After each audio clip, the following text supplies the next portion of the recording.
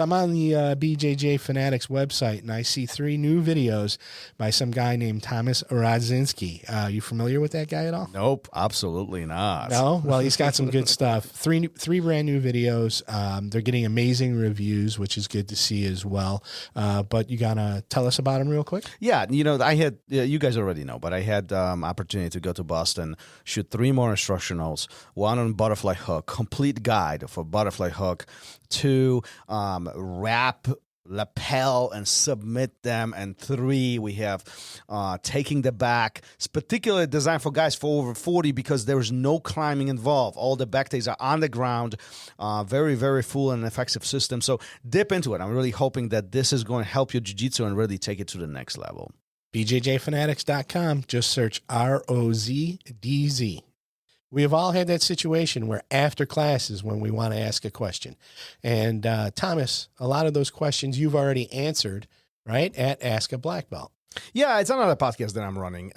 It's on podcast, all podcast platforms, plus on YouTube. You can find it anywhere. Just search for my name, search for Ask a Black Belt. At this point, over 100 episodes, different questions, jiu-jitsu, life-related, but something that everybody comes across, and often these questions sink in our mind, but we don't ask for whatever reason. So if that benefits you, go there, listen. It actually might help your jiu-jitsu, might help your life as well. And if you have any questions, find me on Instagram and drop me a line. I'll be happy to answer your question and mention your name during the episode.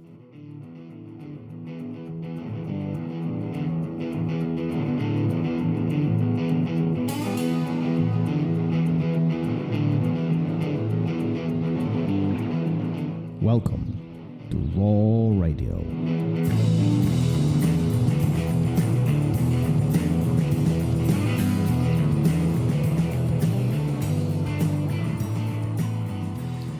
And we are live one more time.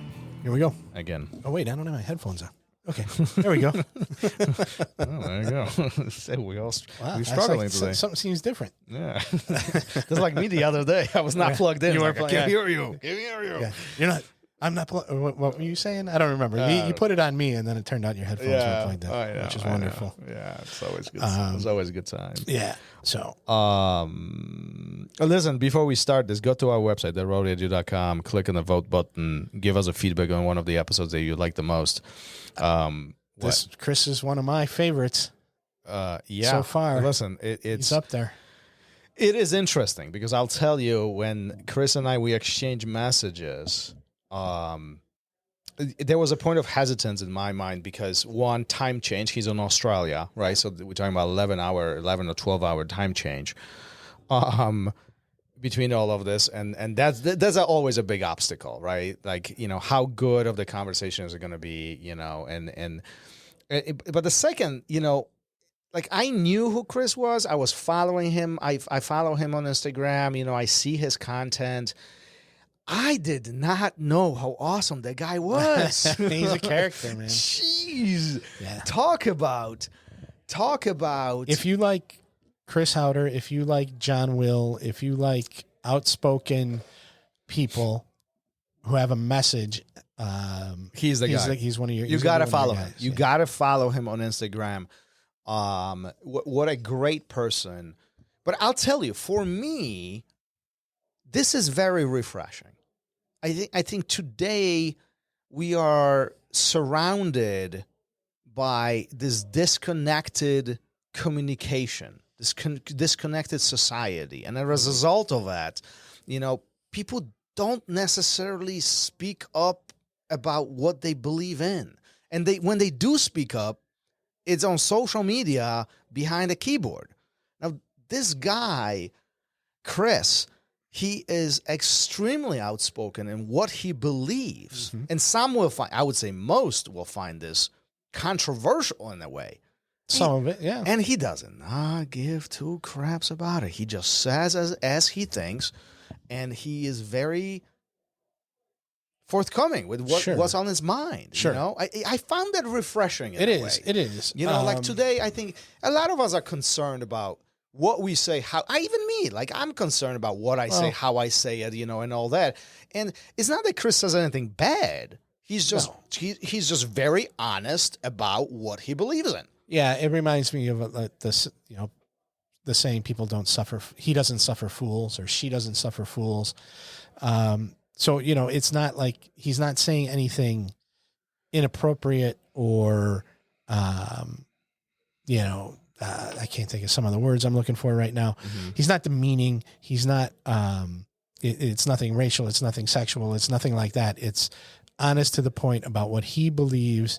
And I mean, 90% of what we talked about was jiu-jitsu, right? Yeah. And we did touch on a couple other things. Yeah. It's not without malice, or it's without, what am I trying to say? I don't know. I don't know. It's not with any malice. It's just very direct and to the point, curt. And he uses strong language, right? So it comes off as very big, larger than life, even though it was 4 a.m. and he still had his bathrobe on. You got it. You got to watch that. You got to watch that on YouTube. But he, so what's the original point that we're talking about him about is, is it just refreshing to see somebody like that? Is it, the way people aren't anymore because, supposedly they're going to be canceled. I think that people just nowadays have to recognize that you can still, I was listening to another podcast, and there's a comedian that was talking about this. You can still say whatever you want if you're clever about it. Oh, yeah. If you're smart about it. Oh, yeah. And I think comedians are fabulous about this. Yeah. They can literally freaking tell you full of shit to your face, and you don't even know that they said it. Right. You know what I mean? Yeah. There's a creativity of words. Right. Yeah. They paint a picture with it, and they can get their point across without stepping in it. Yeah. But that comes with experience. It comes with being thoughtful, which I think a lot of people aren't. And that can be a big difference. Yeah. You're not being thoughtful. And what's the original point? We're 5 minutes in here. I don't know what the preservation of jiu-jitsu. I mean, the whole thing. I started with how honest he is about it. And if you don't know who Chris is, I encourage you to look him up. But his whole point is that the original purpose of jiu-jitsu is self-defense, and if somebody can hit you, you're not doing jiu-jitsu, right? And it really goes much deeper into this, right? And he did talk about sport aspects and how important sport is and what the impact sport is making, But one of the big points that he emphasized that today, even some of the top competitors, they don't know how to protect themselves, right? Because they play by the rules of engagement of the sport, right? Not control the distance, right? So it was very interesting for somebody who is, in the newer generation. I don't know how old Chris is, but he's in his 30s probably. Yeah, I mean, 40s. I don't know either. He's definitely younger than me. Yeah, so, somebody who is in the younger generation speaks very openly about self-defense aspect of jiu-jitsu. Right. And I think that where did he come from, right? He came from Hickson. Yeah. How do you not have that outlook when you come from Hickson? Again, that's your origins, right? That's where you learned majority of stuff. And from. I have a tendency to agree with people like him because, he was talking about like where jiu-jitsu happens. And it doesn't, he was using his fingers, but like touching his fingertips together. Jiu-jitsu doesn't happen there. It doesn't happen in the middle. It happens when your hands are clasped together. That's jiu-jitsu. So all these mad scrambles that you see in sport, it's sport. It's not the jiu-jitsu that he knows, right? If you can, he talked a couple of times, like, if you can touch my face, I'm doing something wrong. Yeah. Right? Because it's about self-defense. Yeah. That's where it came from. That's what it was used for. That's what it should be used for in his eyes. And I tend to believe that because it's like, if we're playing by the rules of sport and we're out there on the mat, there's a lot you can get away with, which is going to get you when that bell goes off that you in your mind won that round.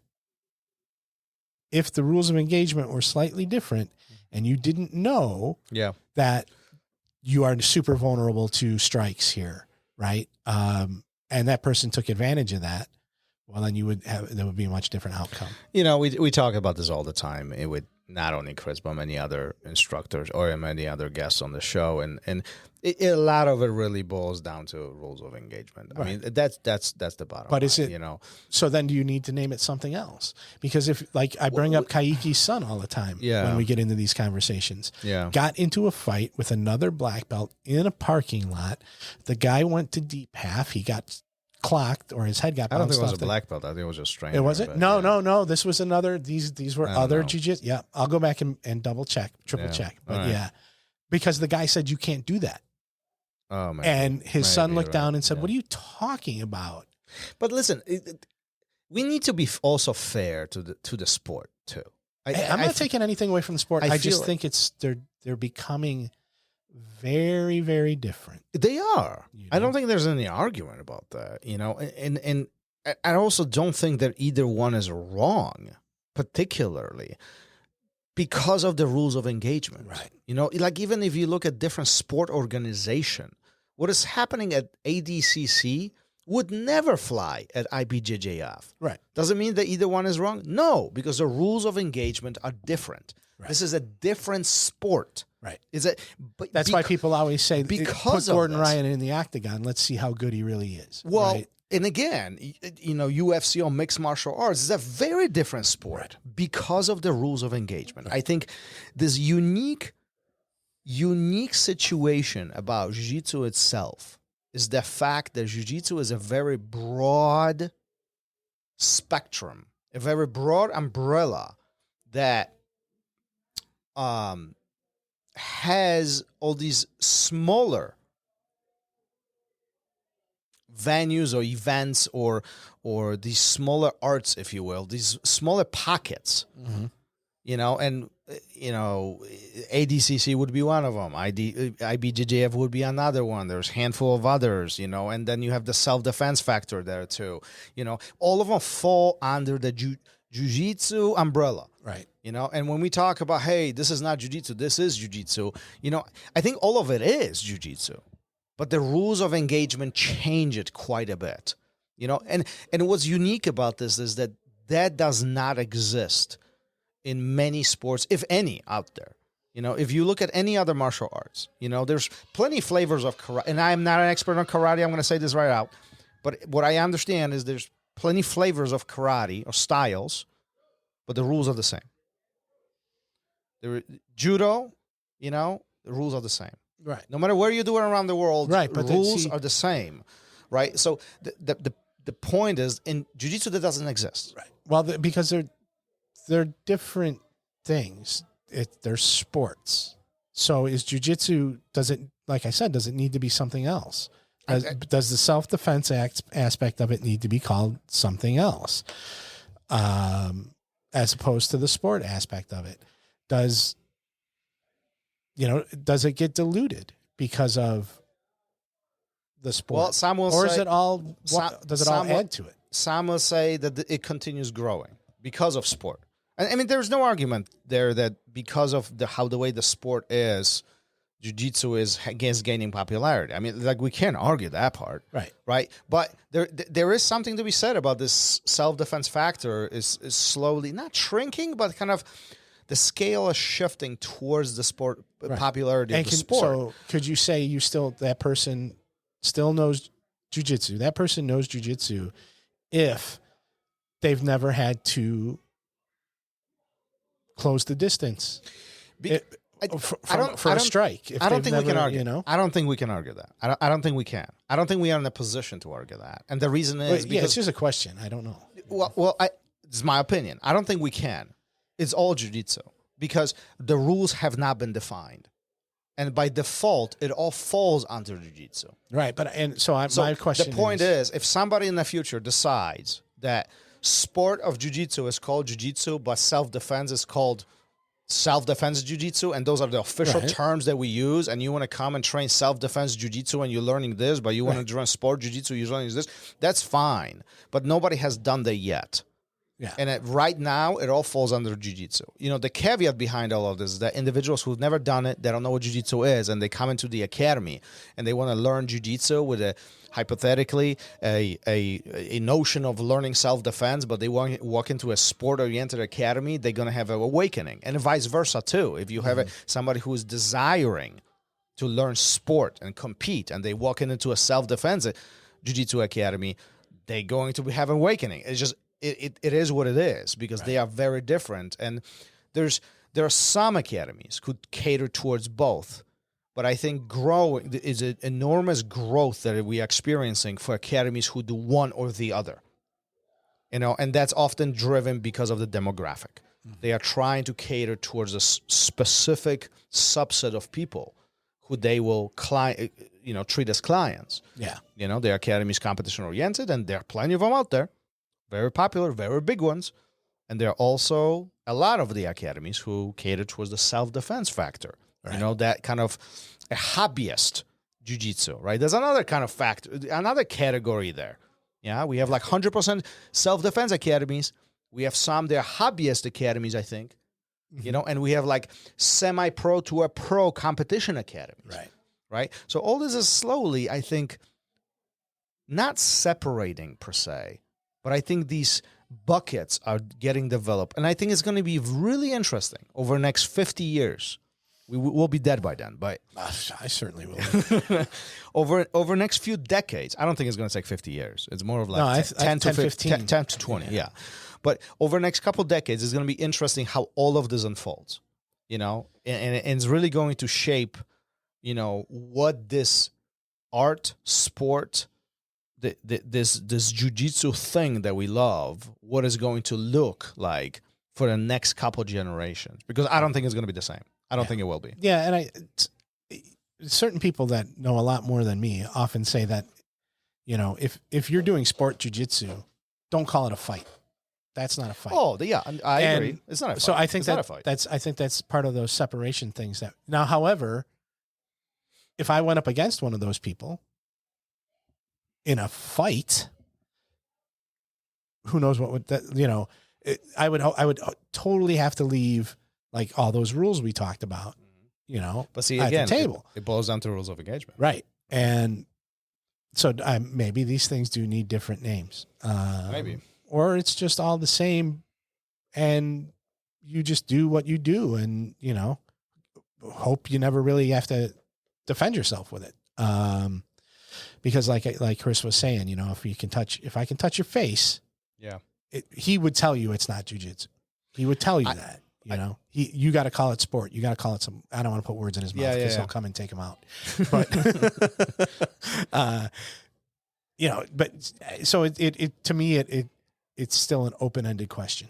That's all. I don't think there's any answers. I don't think we are answering this today, or in any near future, in my opinion. Right. But it's definitely an active conversation that is taking place all around the world for those who are involved in jiu-jitsu, especially in many that we've talked to up to this point. Yeah, we should have like a panel. We should have like somebody like him or him, Eli Knight.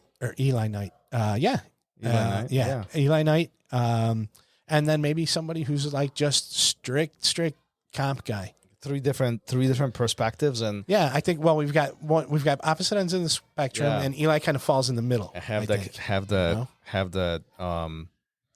No, it would be interesting conversation. It would be interesting conversation. Yeah. And I'll just shut up and run the board and sit back. We would need to do it remotely just in case. No, I'm going to hit record and just sit back and laugh the whole time because all three of those, two of those, we don't know who the third one is, but two of those guys are very outspoken and really know what the hell they're talking about. I think this is the beauty of jiu-jitsu. That's how I look at it. I think truly this is the essence of what has been built over the last several decades. Yeah. This flowy, free art that is continuously being developed. It's extremely young. And, we don't know this, but maybe this is what judo and karate and taekwondo looked like hundreds of years ago when it was developing. Yeah. Like I think many of us, because we are in it today, we are underestimate how young jiu-jitsu is, right. especially in this country. Yeah. Yeah. Very, very young. We are just building this. Cool. Just building it. So think about it. You're part of something great. Thank you for listening to Raw Radio. If you enjoyed the show, don't forget to leave us a review and help us make the show even more amazing. For future episodes, check out our website and follow us on all major podcast platforms. Take care.